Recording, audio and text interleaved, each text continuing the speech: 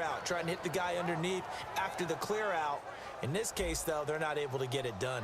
Yeah, they said forget the underneath route. They went for the guy on the fly, but as you said, incomplete.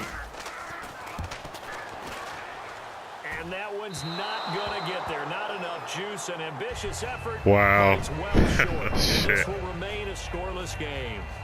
Everything looked good. Good snap, good hold. Sometimes, though, the ball just doesn't want to go where you want it. And this one winds up no good.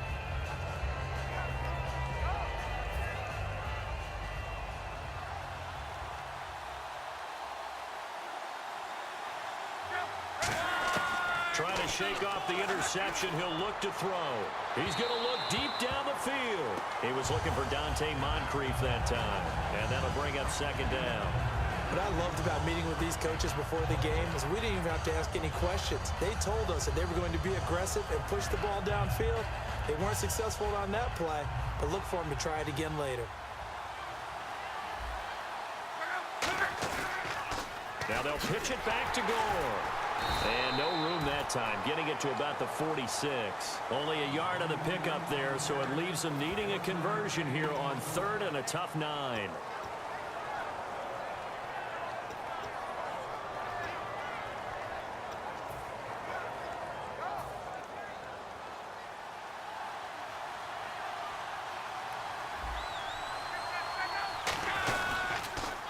They'll run. This is Robert Turbin. And he got blown up. Losing yardage on the play back at the 44. Back with Charles Davis, I'm Brandon Gaudin. The Colts in possession of the football to begin quarter number 2. They are, however, facing a 4th down situation.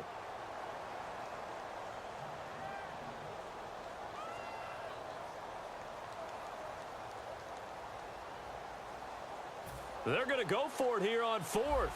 Luck in the offense is going to stay out there.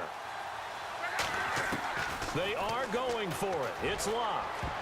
And it is incomplete. A surprising move to go for it. Predictably, at least somewhat predictably, it doesn't pay off. And Dallas, they'll take over in terrific field position. One man in the backfield, Elliott. First down, Prescott. They'll tussle for it, and this is going to be caught. It's a gain of 21 that time. And it'll be first down, Cowboys. Looked like the screen pass was taken away there, but what a nice job improvising, finding other options, and completing the pass anyway. And he'll be taken down near the 20 at the 21. 2 yards on the pickup there. It'll be 2nd and 8. Well, so many times we look at a short run and we praise the offense for trying to set the tempo and establish things, but the defensive guys, hey, they just won the battle there, wasn't it? And now a fumble. The ball's out, and the Colts pick it up. And a big turnover. God fucking damn. Get the football back. And the possession switches to Indianapolis. Here come the Colts. As you look forward for them, after 3 11-5 campaigns, back-to-back 8-8 seasons, missing the playoffs, but appears Chuck Pagano will be the head coach again. Many thought he might be on the way out. He's staying, brand new general manager in place. They'll have to work hand in hand together to keep improving the roster. But you just mentioned the back-to-back 8-8 seasons. In the AFC South, that only puts them about 1 game out of the playoffs. So if they can make any type of improvement, they have a chance to get back into the playoffs where they were for the previous 3 seasons. All right, different topic here. 2018, the Super Bowl, traveling north, far north to Minneapolis. Early predictions for that one. Who you got? Well, you know, everyone's still waiting in the NFL for a home team to play in its home stadium, right? So could the Vikings be that team? I'll start in the NFC, and I'm going to say no. I think Seattle, starting to get near that maybe last run with their defense. But Earl Thomas returns. I like Seattle coming out of the NFC. How about you? Well, I'm actually going to take a Dallas Cowboys NFC title run. I think that they came so close this year, probably most talented going into next year. I like that one. Well, in the AFC, I'm going to go with a team that if they improve their defense and their quarterback stays healthy, they could be that team, the Oakland Raiders. Okay, I'm going dark horse. Cleveland Browns. Let's go. Hey, from worst to first.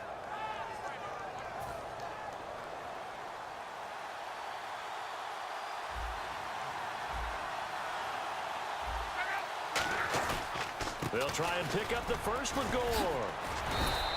It's an 8-yard pickup and leads to a new set of downs. On third down, that's a good job of situational football and understanding where the first down marker was and getting there. And a new set of downs here after picking up the first on the ground. Gore back there is the lone setback. Now Luck. And the tip there altered the ball flight, and it falls incomplete. It'll be second down. Let's look ahead for a quick minute. We don't have the schedules yet for next year, but what we do have are the 5 international games that will be played, 4 in London and then 1 again in Mexico, Jacksonville, Baltimore, Miami, New Orleans, Cleveland, Minnesota, Rams, and Arizona. Those in London, and then Mexico's going to get a great game.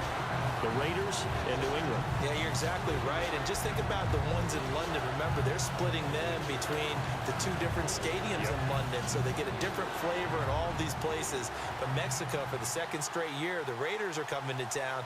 That should be a whole lot of fun. Should be a ton of fun and a very good matchup. On the run, it's Robert Turbin. And he's going to be taken down right at the line. Just a 1-yard gain on the play, and that'll mean a call to the punt team as it's 4th down. When the 4-3 defense is functioning really well, you know who stays what we call clean and no one gets to him? The guy playing the middle linebacker position, the guy we call Mike. That means the defensive front is eating up all the blocks and just let him go to the football and make a play. Well, let's see how the offense still out there. They elect to go on 4th and 11. They're going to go. It's Luck. Into double coverage, and it's intercepted. Picked off by Orlando Scandrick. And he'll get this back to the 32-yard line. And now Dallas gets set to take the field. And they got across the 50 last time, but fumbled and turned it over, so they'll be looking to have a short-term memory here, Mr. Davis. Not only a short-term memory, but a whole lot better ball security. Because if they take care of the ball, continue to move it, their chances of scoring some points, they've got to feel pretty good about. They thought they had things moving in the right direction last time. Fumbles, they don't just affect you on offense. They affect your overall team because now your defense has to make that stand up. A 1-yard gain can look like a disaster. It all depends on how the game is going. Is it a series of 1-yard gains running the ball? If that's the case, you might have to start thinking about throwing it a little bit more. But if it's just the occasional 1-yard run, hey, congratulations to the defense. They won that one. Come back and get them the next time. So they've been unable to capitalize on a great field position as of yet. Here's 3rd and 9. They come out here in the I.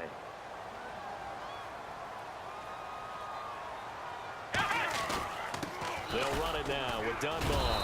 And he'll take this inside the 30 to about the 29, maybe the 28-yard line.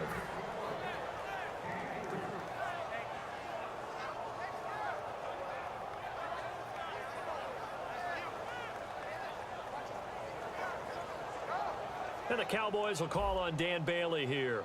And this will be a 45-yard attempt. And Bailey able to knock it through.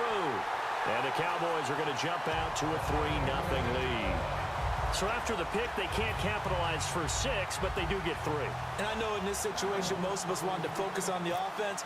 You know what side of the ball I played on. Let's give that defense a lot of credit. Taking it over in a sudden change situation and shutting them down. 2 minutes to play here in the first half. We're back to Arlington right after this timeout.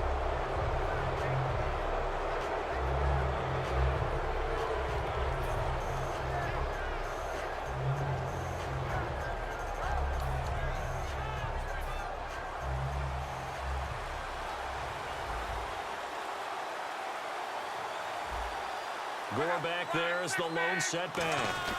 And he'll get it up the middle. And a minimal gain here as he's up to about the 47-yard line. Give him 3 on first down. It'll set up a 2nd and 7. Yeah, that wasn't a big run, just a short one there. But guess what? Sometimes you treat it like boxing. You throw that jab out there, and you throw it again, you throw it again, then you come with a big punch later. Maybe they're just trying to set them up. Byron Jones in there to make the tackle. And there's a run to be happy with. Good, solid yardage. You'll take that anytime you hand the ball to a back. On 3rd down, they'll run with Gore. No gain there on the play, and that's going to leave them with a 4th down. So nothing there, but maybe you blame that on the blocking. Yeah, at some point, you've got to win at the point of attack. And on that play, that was all the defense. They made it happen.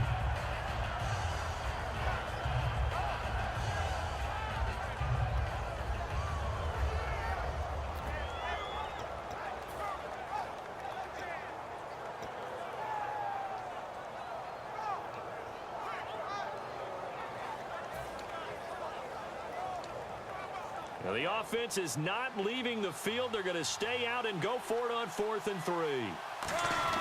On 4th down, Locke.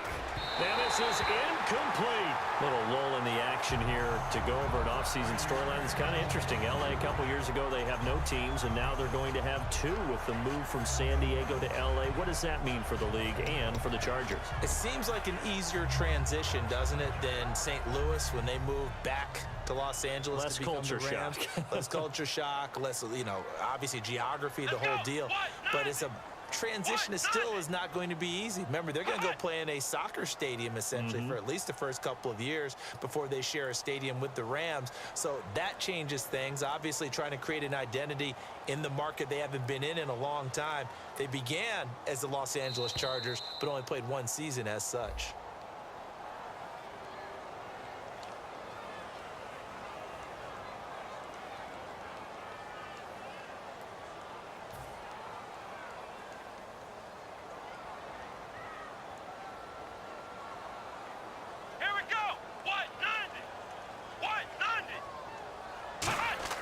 Here's Prescott. He's going to rifle one deep left side. He's got it at the 15. And he'll take it into the end zone for a Cowboy touchdown. Dez Bryant, 57 yards. And the Cowboys are able to show off their quick strike ability.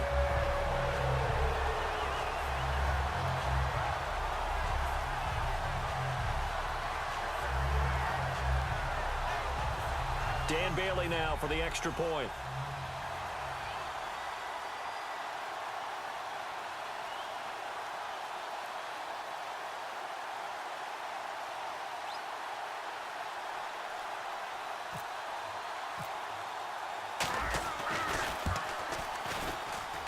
It's up and good, and that'll increase their lead to 10-zip.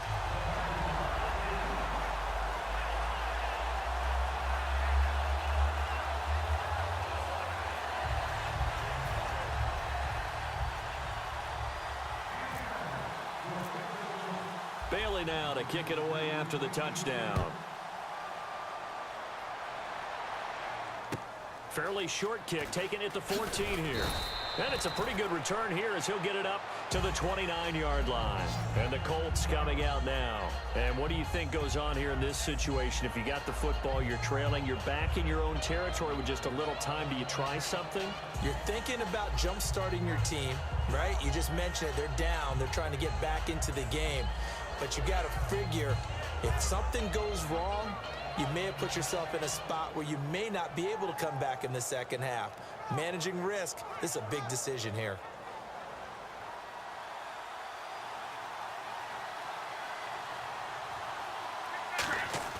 They go play action here on 1st down. He's got time in the pocket. A hit as he throws there, incomplete. CD, wanted to get your thoughts just on the landscape of the offseason for each of these teams. Super Bowl in the rearview mirror, but so much going on. People look at the draft a lot, but there's a lot more that goes into the offseason for these front offices, is there not? It certainly is, and then even before we get to the draft, you start with the combine, that's held in Indianapolis every year, and you have about 350 of the top prospects coming together to get their physicals and interviews and on-field performance, and all that'll get evaluated along with their game tape. And then you've got the free agents, all right? That starts, I believe, in early March, where now the free agents can start moving around to different teams, so your team's starting to take a little bit of shape there, free agency, because then the draft's coming up. You're trying to put your team together with new... And Luck will be intercepted for a 3rd time. Picked off by Morris Claiborne. And his guys are going to take over at their own...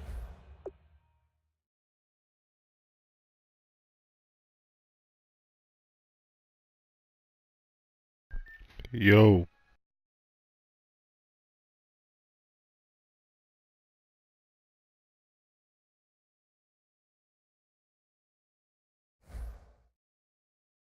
Yeah, he quit the game.